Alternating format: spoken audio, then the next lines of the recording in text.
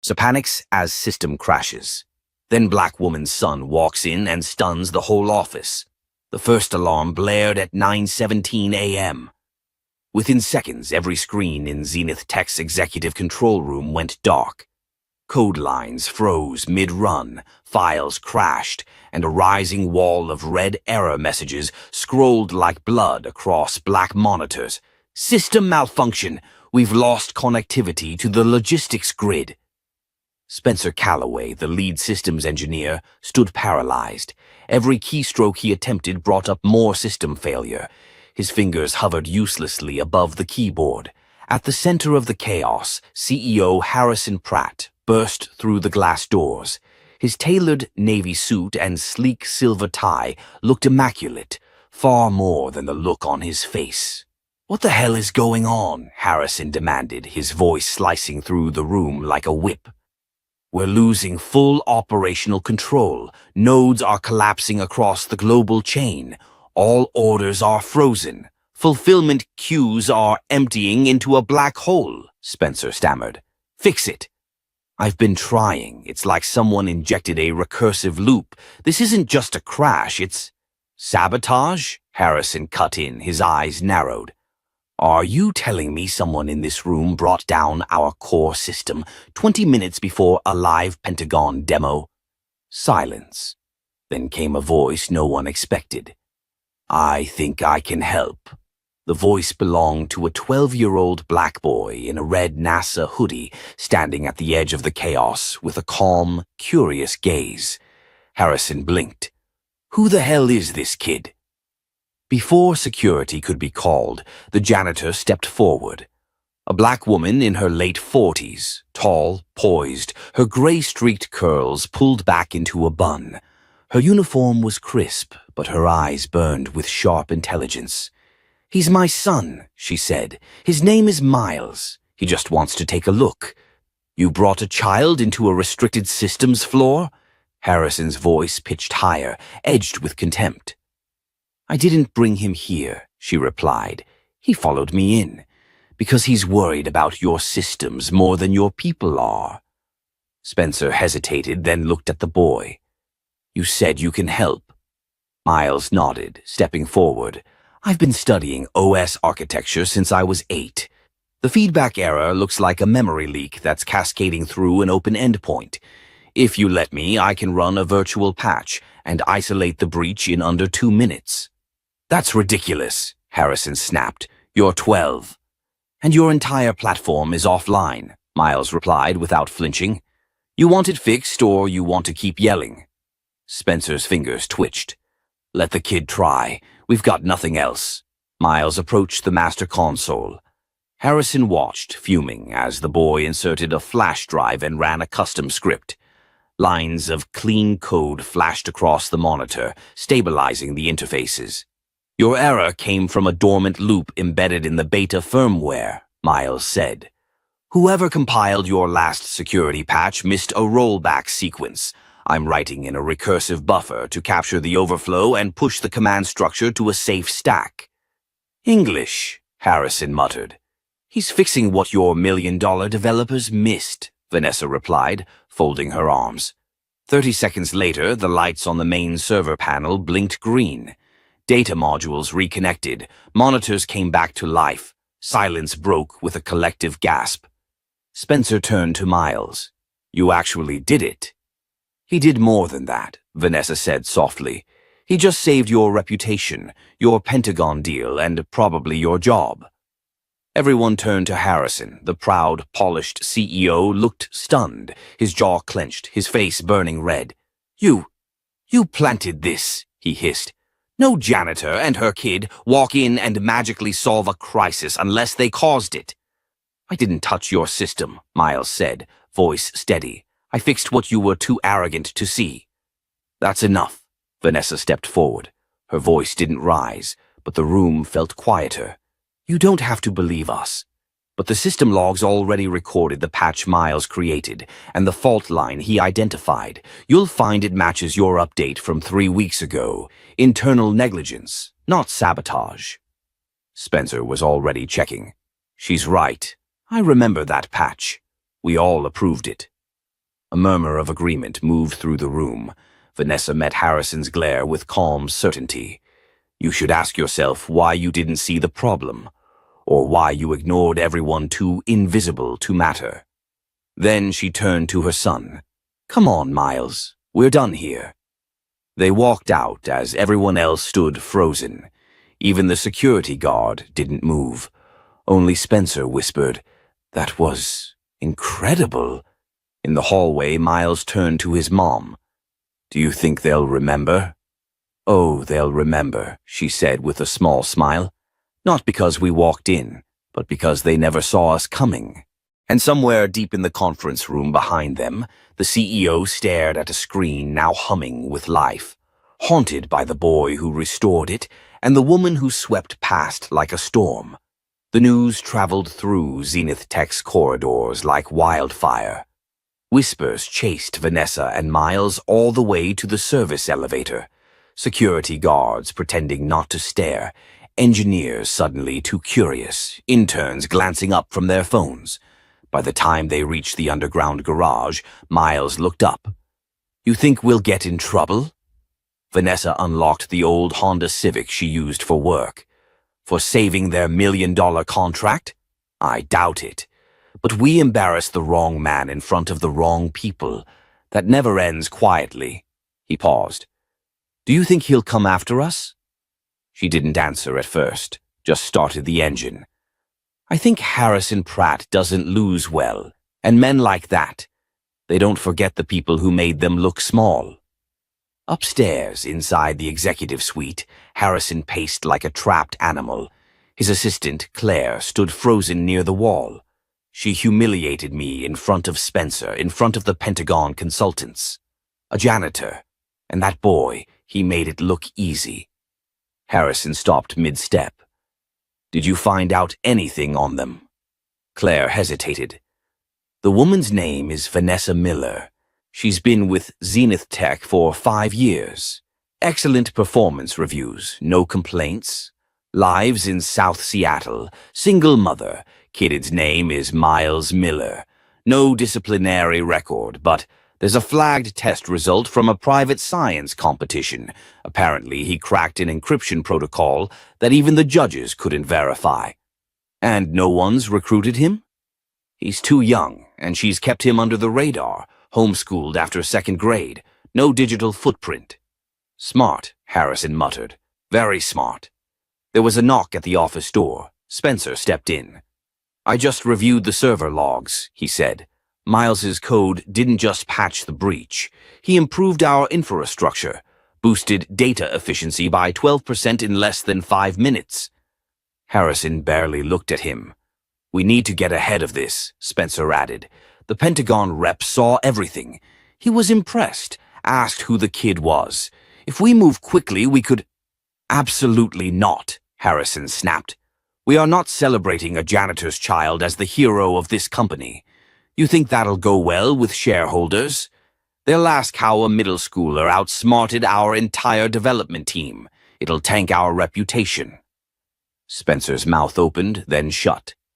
"You let this story breathe," Harrison continued, "and every competitor will smell blood. No, we bury this. We discredit them before it spreads." Spencer's eyebrows drew tight. "Discredit? I'll handle it. Just make sure the official report says the failure was caused by external interference. Blame a third-party update vendor. Do not mention Miles Miller. Do not mention the janitor." Outside in her small kitchen later that night, Vanessa sat with a warm mug of tea while Miles tinkered with an old circuit board beside her. "You sure you want to go back tomorrow?" she asked. He nodded. "They won't let me in the server room again, but I want to see what they do next." She smiled faintly. "You're like your father." Miles didn't look up. "You never talk about him." He was brilliant, quiet, the kind of man who could fix the world but never bragged about it. "What happened to him?" Her fingers tightened slightly around the mug. "He tried to protect something that mattered. People like Harrison didn't like that." Miles blinked. "Did they get him fired?" "No," she said quietly. "They got him disappeared." A beat of silence passed. Then Miles said, "That won't happen to us." Vanessa looked at her son with something between fear and pride. "That's what I'm afraid of." The next morning, Vanessa arrived at work to find her employee badge deactivated. Security stopped her at the entrance. "You've been placed on indefinite leave," the guard said, avoiding her eyes, "pending internal investigation." "For what?" "You'll need to contact HR." She stood still. "What about my son? He's not allowed on premises." Back at home, Miles stared at the letter HR sent. It was full of vague accusations: breach of protocol, unauthorized access, violation of cybersecurity policies. "They're blaming us," he said. "They're protecting themselves," Vanessa replied. "You think we should fight it?" She looked at him. "What do you think?" He didn't hesitate. "I think we already started something. Let's finish it." And in that moment, a decision was made, not just to clear their names, but to expose every lie this company tried to bury. They weren't going to run. They were going to make Harrison Pratt wish he'd never underestimated a janitor or her son. Vanessa paced the narrow length of her living room, phone pressed to her ear, fingers trembling, not from fear, but from a fury she could barely contain. Every call she made to HR ended in the same cold, robotic message. "Your case is under internal review. A representative will reach out when further information is available." It had been 48 hours since Zenith Tech locked her out. 48 hours since her son, a child, had salvaged a multi-million-dollar disaster, and they were acting like she was the threat. Across the room, Miles sat cross-legged on the floor, laptop open, fingers flying. His brow furrowed in concentration, mouth set in a tight line. "They scrubbed our access logs," he muttered. "But they're sloppy. They didn't delete the system mirror I created on the backup node." Vanessa paused. "You created a backup?" He looked up. "Of course. Right before I ran the patch. I've been watching how Harrison moves for weeks. Something always felt off." She blinked. Her kid was 12, and he spoke like a cybersecurity analyst with 10 years field experience. "What are you looking for?" she asked. "Evidence that they're framing you, and this." He angled the screen. Lines of code scrolled across it. "There's something else embedded in the system, something that wasn't there before the crash, like a listening program." Vanessa's blood went cold. "You think they planted spyware?" "I think they were trying to hide something. The crash wasn't just a glitch. It was triggered." Before she could respond, a knock thundered at the front door. Vanessa's muscles tensed. Miles looked up, eyes wide. "Stay here," she said, moving cautiously. She opened the door to find two men in suits and badges, flashing too quickly to read. "Ms. Miller?" one of them asked. "Yes?" "We're with the Office of Corporate Cybersecurity Investigations. We have a few questions about your recent activity at Zenith Tech." "Are you here with a warrant?" They exchanged a glance. "Not at this time, but it would be in your best interest to cooperate." Behind her, Miles crept closer, just within earshot. "Let me be clear," Vanessa said, voice steady. "Until I see something official, you're not stepping foot in my house. Now kindly get off my porch." She shut the door. "Miles," she said quietly, "grab your laptop and get in the car." "Where are we going?" "To someone who owes me a favor." They drove across the city, weaving through traffic until the towering glass facade of the Seattle Chronicle appeared ahead. Inside, they met with Zoe Ramirez, an old college friend of Vanessa's, who now worked as an investigative reporter. "You're saying Zenith Tech orchestrated their own crash?" Zoe asked, recording device already rolling. "I'm saying my son fixed it in 5 minutes, and now they're blaming us for it," Vanessa said. Zoe leaned back. "Why would they sabotage themselves?" Miles chimed in. "Because they're hiding something. I think it's about the Defense AI project. The one they claimed was still in beta. But I found references to deployment modules and encrypted routing paths. stuff that suggests it's already in use. Zoe's eyes widened. If they've been lying about that and the Pentagon finds out, they'll lose everything, Vanessa finished. Zoe looked between them. I can run this story, but I'll need more than speculation. I need proof. Documents, testimony, system records. Miles nodded. I can get that, but I need time. Vanessa reached out, placing a hand on Zoe's. Just be ready. Once this hits, they'll come after all of us. That night, as Miles sifted through encrypted archives from their safe backup, something caught his eye, a document labeled Containment Protocol, Project Sable. He clicked it open. Mom, he said slowly, you're not gonna believe this. The file outlined a contingency plan for a total digital lockdown, triggered if classified tech was accessed by unauthorized personnel. The protocol included blacklisting identities, rerouting credit histories, and they can wipe someone off the map, Miles whispered. Digitally, no records, no job, no apartment lease, nothing. Vanessa's face went pale. This is what happened to your father.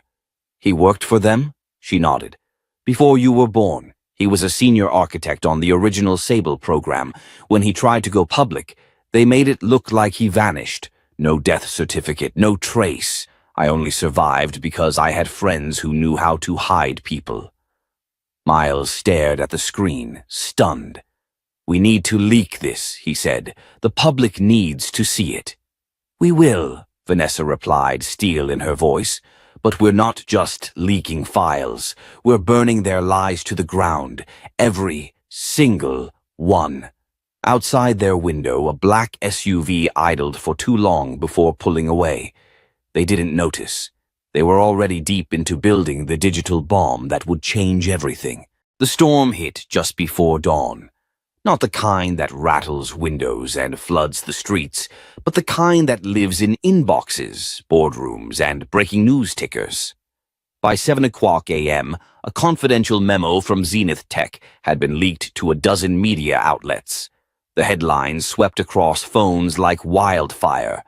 Whistleblower reveals government-affiliated Project Sable and the targeting of innocent employees.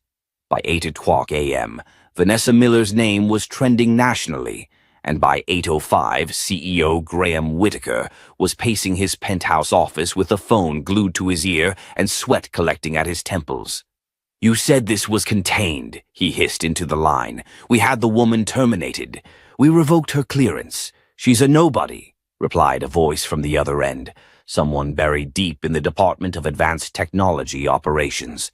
She's not a nobody, Whitaker growled. She's got the damn media, she's got encrypted files, and she's got public opinion forming faster than our PR team can draft a statement.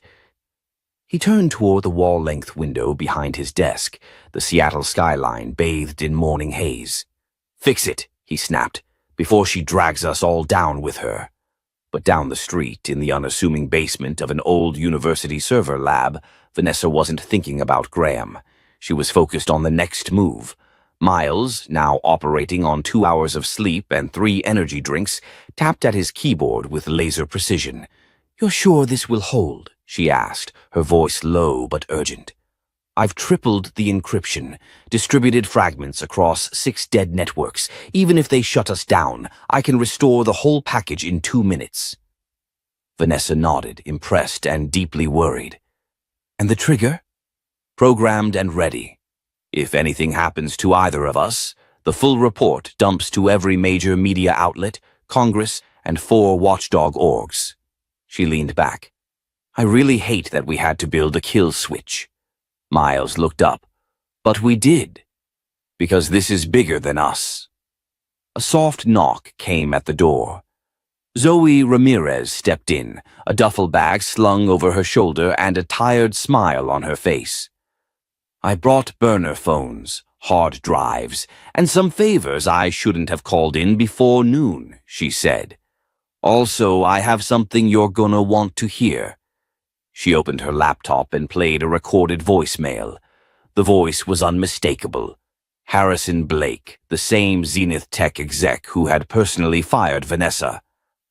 "Look, I know this isn't clean, but if Project Sable gets out, we're all screwed. They've already erased 3 people. Vanessa was supposed to disappear too. I didn't know her kid was a damn prodigy." Vanessa's face froze. He admitted to attempted erasure. Zoe nodded. "This is admissible. If we go public, it could start a DOJ inquiry." But Miles frowned. "They'll see it coming. They'll shift the narrative." "Then we hit them somewhere they can't spin," Vanessa said. A plan started to form.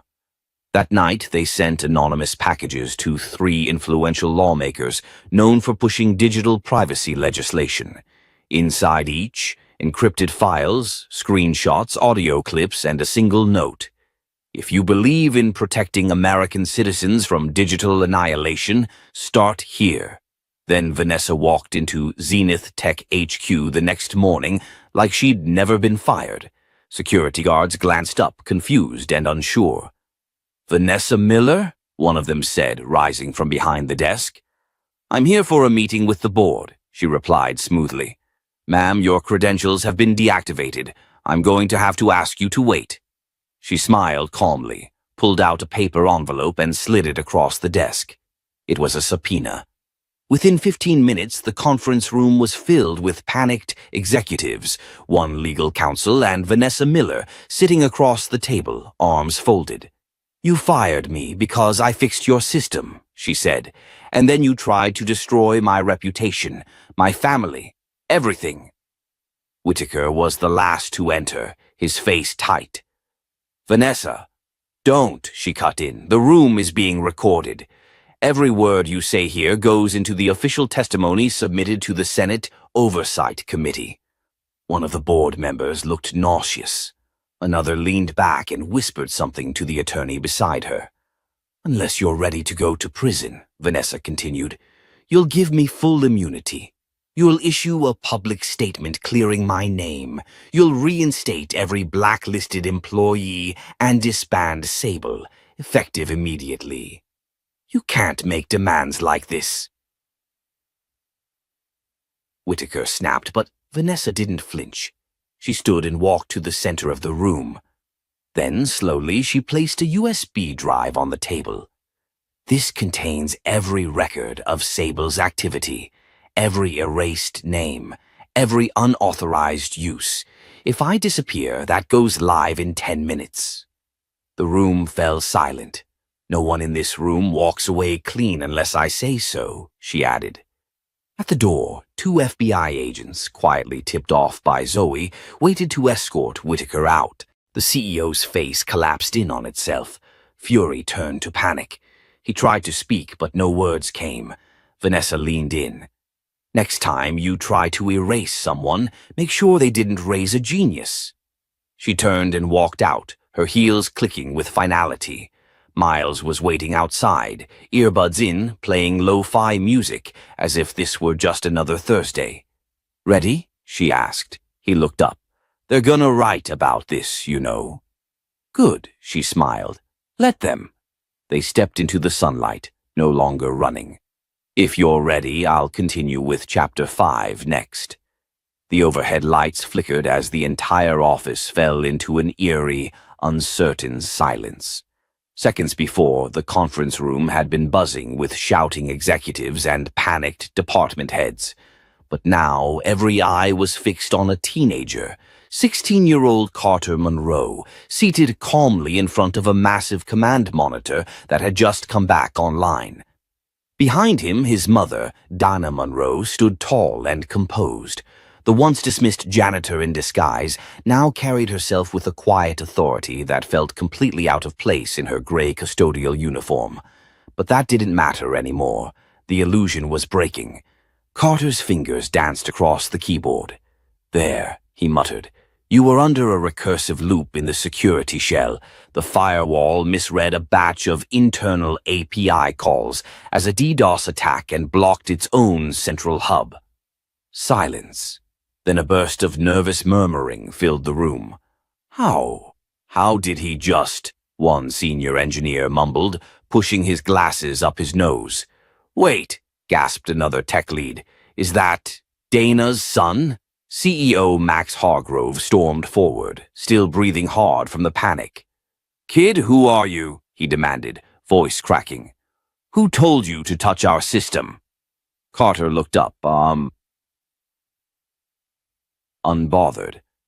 Your system crashed because your in-house engineers patched the wrong kernel. I just saved your company. Dana took a single step forward. Maybe now you'll start asking the right questions, Max. But Max wasn't done. He jabbed a finger toward Carter. This is a security violation. You could have exposed proprietary data. You're not even authorized.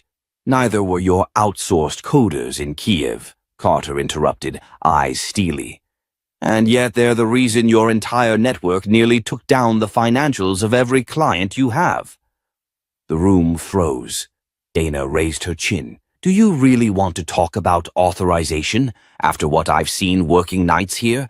After what I overheard during your board calls and the casual conversations you thought no one noticed? A junior project manager, Rosa Alvarez, looked like she wanted to sink through the floor. Wait, Dana's been listening to us? She's been cleaning our floors and fixing our servers, Carter said. The ones your team kept ignoring. Max turned red. I don't know what this is, but I won't be blackmailed. No one's blackmailing you, Dana replied. We're just exposing what you tried to bury.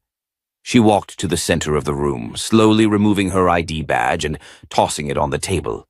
You want truth? She said. Here's the truth. I used to work for the Pentagon's cybersecurity division. Before that, DARPA. I didn't take this job because I needed to scrub tiles. I took it because I needed to watch. Watch what? Rosa asked, voice barely above a whisper. The rot, Dana said. The discrimination. The systemic dismissal of anyone who didn't look like they came from your recruiting pool. Max scoffed. This is nonsense. You're trying to paint this as... I'm trying to paint it as real, Dana said sharply. You called Carter a janitor's kid and dismissed him, but he holds 2 international coding competition wins and just patched your $1 million mess in 10 minutes. A stunned hush fell again. I gave you the chance to see past your bias, Dana continued. I warned you during my first week that your systems weren't secure. You laughed and told me to mop up a coffee spill. Her eyes landed on Andrew Becker, the VP of Engineering, who now looked like he wanted to vanish into his swivel chair. I remember that, he muttered. You did warn us. And now you know, Dana said. I was sent here by the board. Max blinked. The board?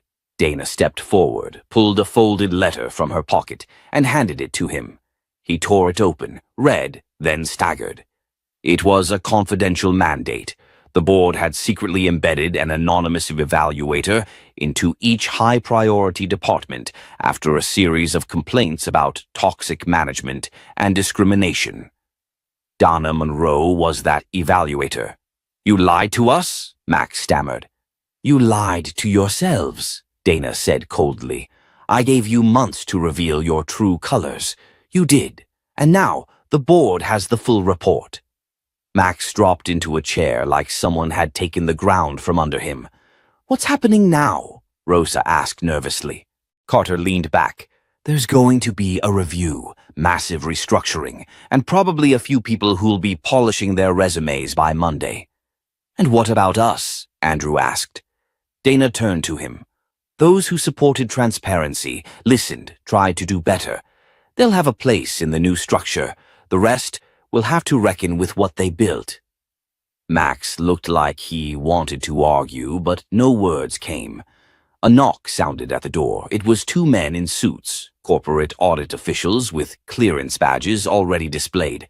One carried a clipboard. The other had a tablet streaming live from the board. Ms. Monroe, one said, we're ready to begin.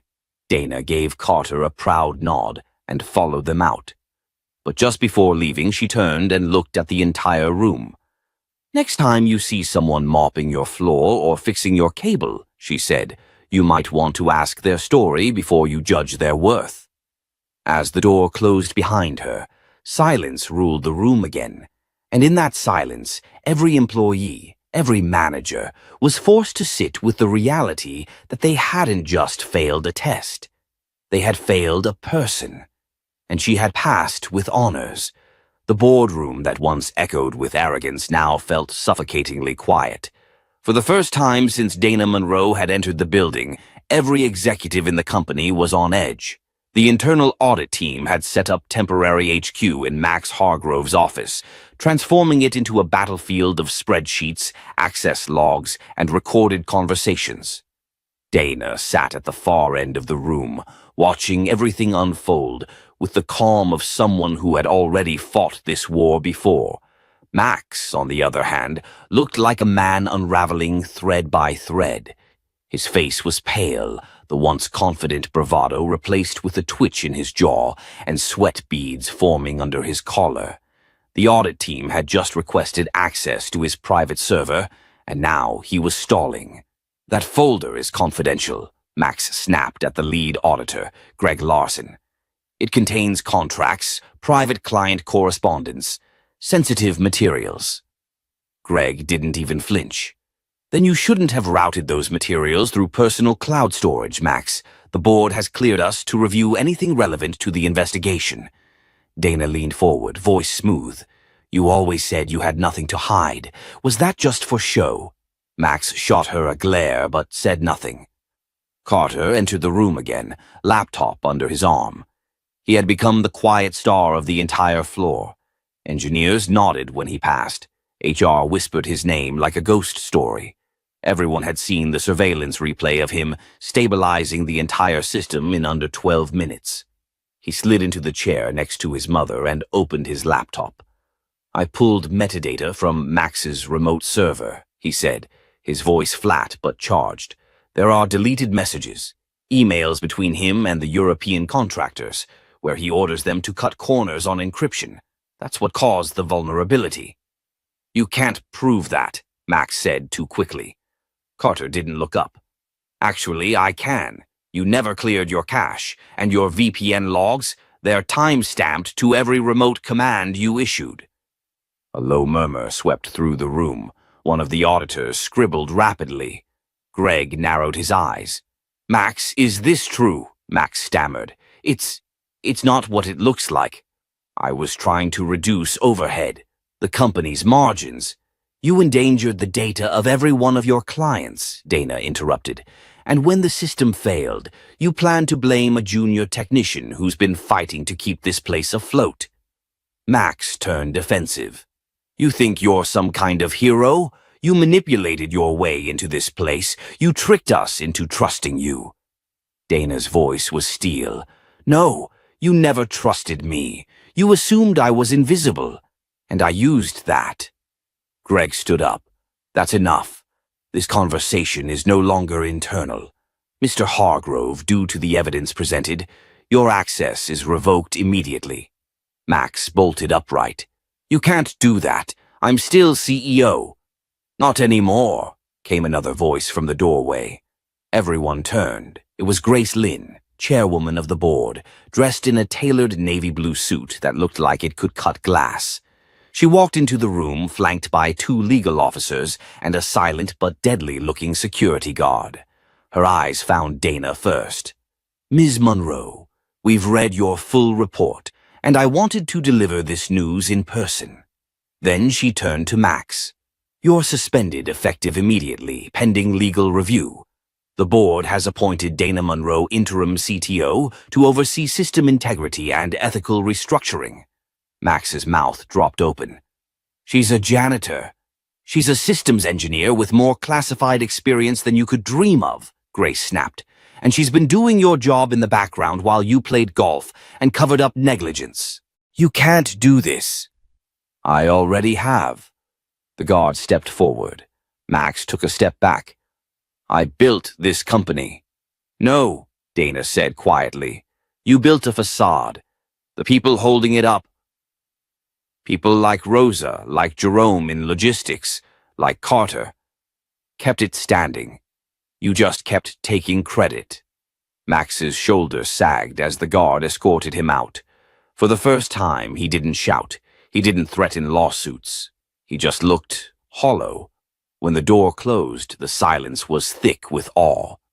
Grace turned back to Dana. You'll have full authority to restructure the tech division, clean house where necessary, and if you choose to remain with us long-term, we'd be honored. Dana smiled slightly. Let's focus on fixing what's broken first. As the room slowly began to breathe again, Carter leaned close and whispered, "That was kind of awesome." Dana chuckled. It's not over yet. Outside the boardroom, the news had already begun to spread. Employees gathered near their desks in tight circles, whispering updates, eyes wide with disbelief. In the cafeteria, Rosa stood frozen in front of the wall-mounted screen, which now displayed a live feed of the internal memo. Max Hargrove removed. Interim leadership effective immediately. She looked up at Jerome, who was shaking his head slowly. I never thought I'd see the day. She earned it, Rosa said quietly. We all saw it. In the hallways, in the offices, something new was stirring. Respect. And not just for Dana, but for every voice that had been ignored, every warning dismissed, every brilliant idea that had been stolen or overlooked. The floor no longer felt like a pressure chamber. It felt like possibility. Back in her new temporary office, Max's former one, Dana stood at the window looking out at the city. Her reflection in the glass wasn't the same woman who had walked in a month ago pushing a mop cart. She had come in invisible. Now she was impossible to ignore.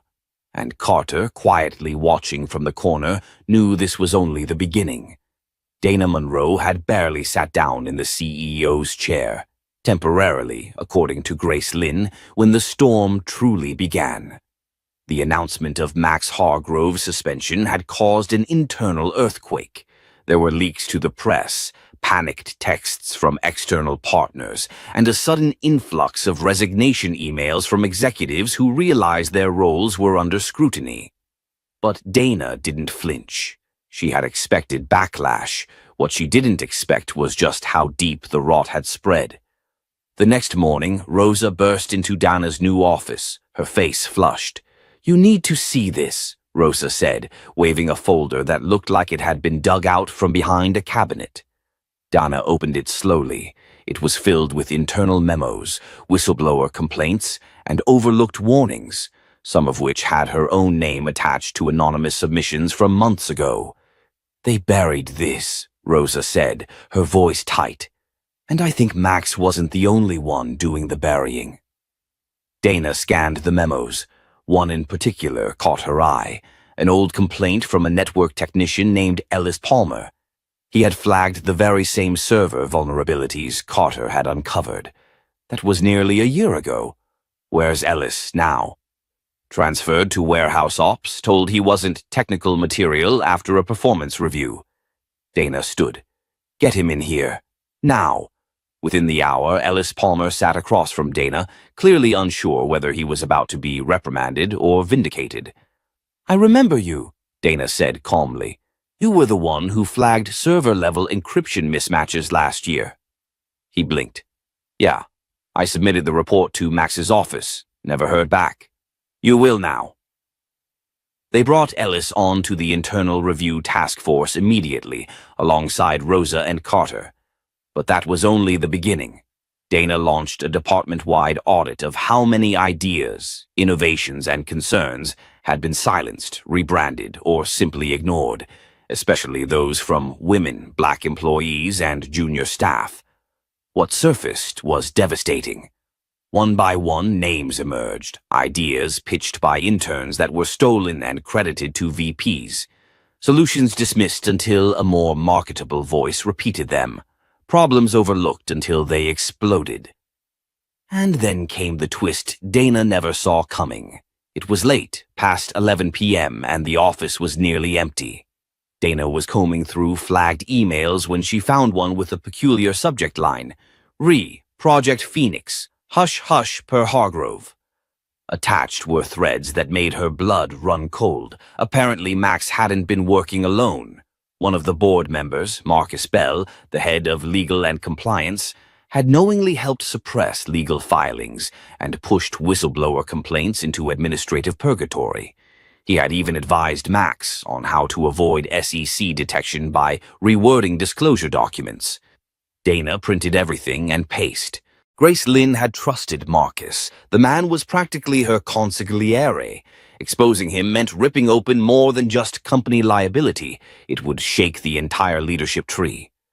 But Dana knew what she had to do.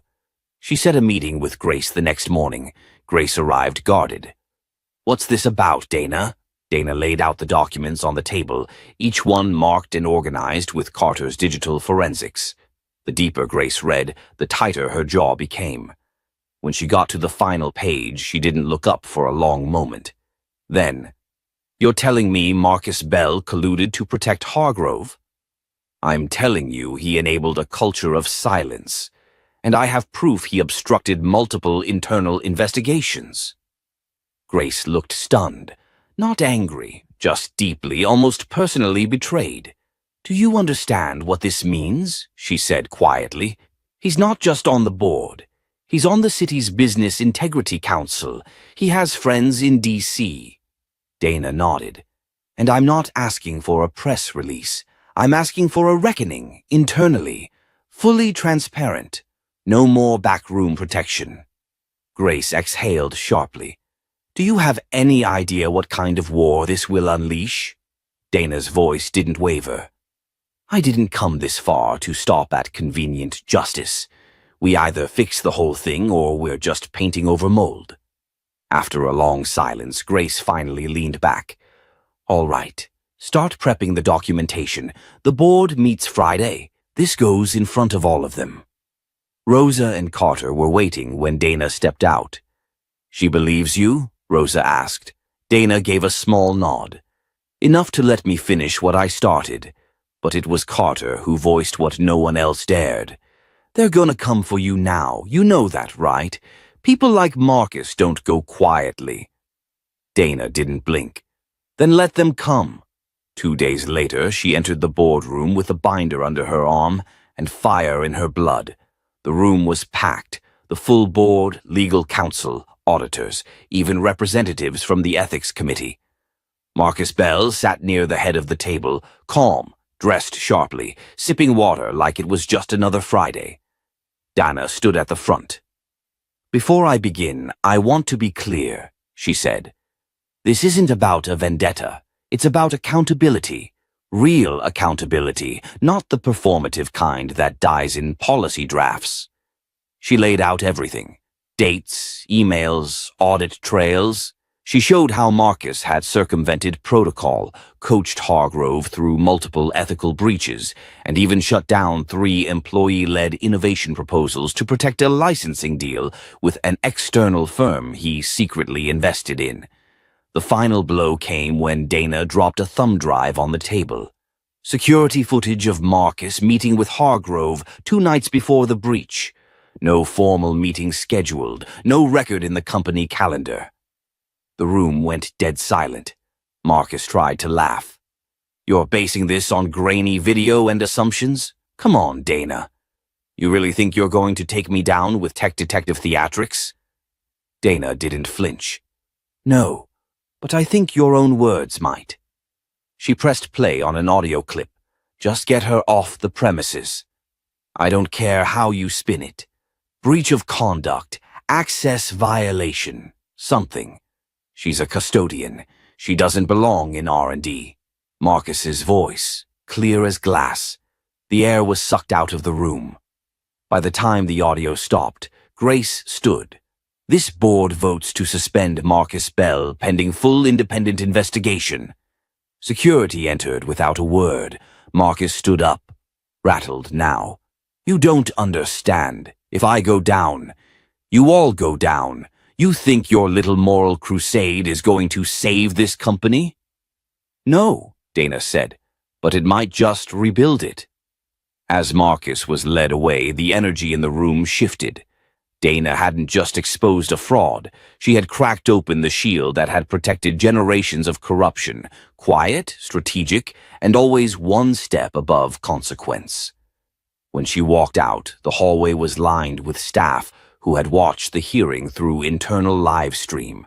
No one said a word, but the applause started quietly, from a junior analyst, then a manager, then the entire floor. And for the first time, Dana didn't feel like an outsider walking into a room full of suits.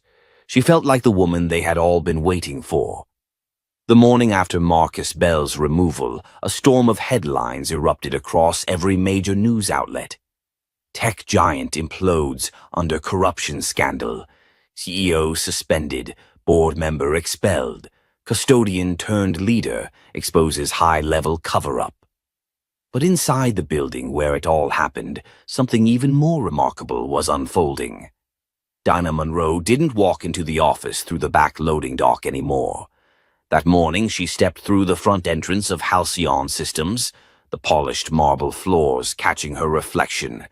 But for once, she wasn't focused on keeping her head down.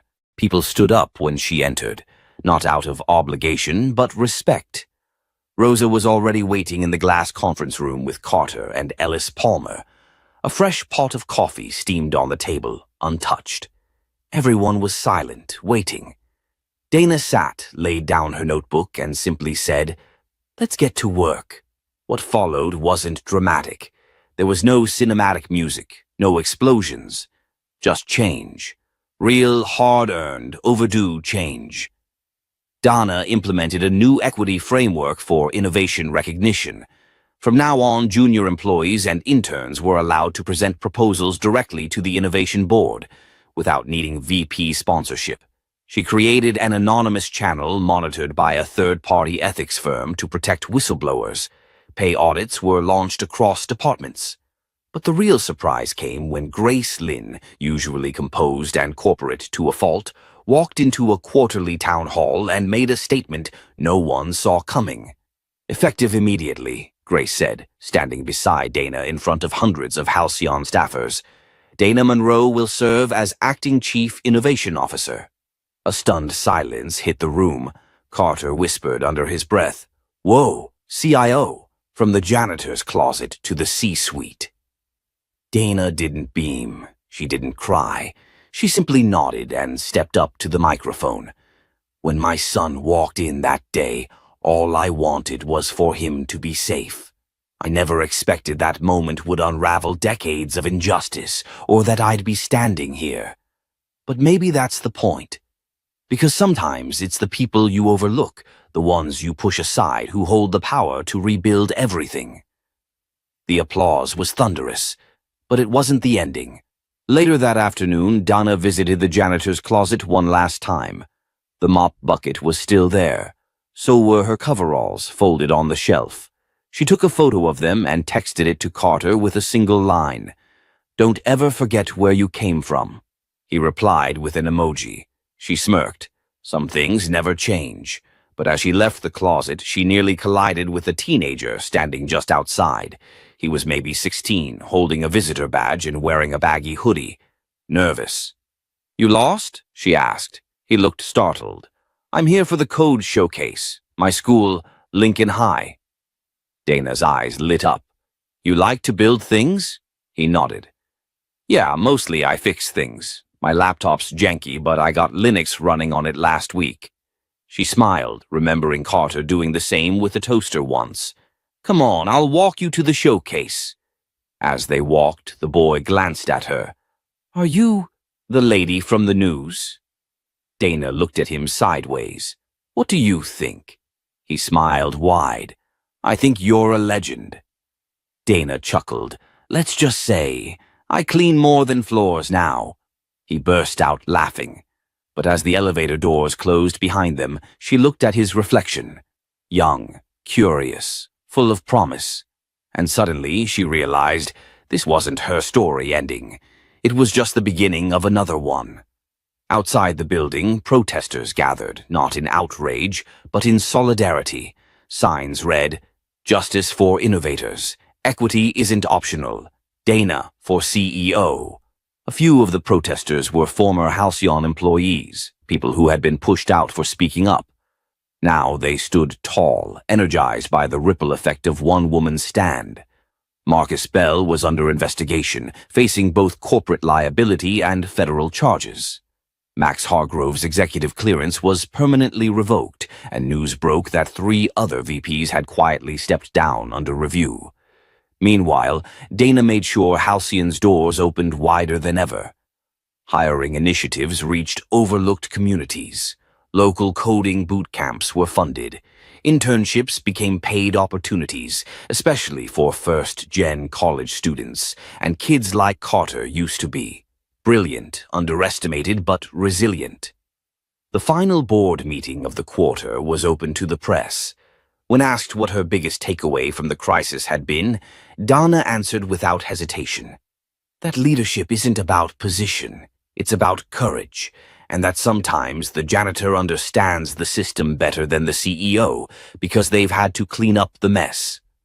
Her words trended for days, and now, to you, yes, you reading this or watching it, if you've ever felt like your voice didn't matter, like your seat at the table was conditional or invisible, I hope Dana's story reminds you that you are not invisible. You matter. Your voice matters. Change doesn't always start with power. It starts with truth, with resilience, with showing up. Even when they expect you to stay silent. If this story moved you, if it made you think differently, or made you feel seen, don't keep it to yourself. Share it, and hit that like button, subscribe to the channel, and join a growing community that believes stories can move mountains and rewrite what justice looks like. Because here we don't just tell stories, we tell the truth. And the truth, it's louder than power.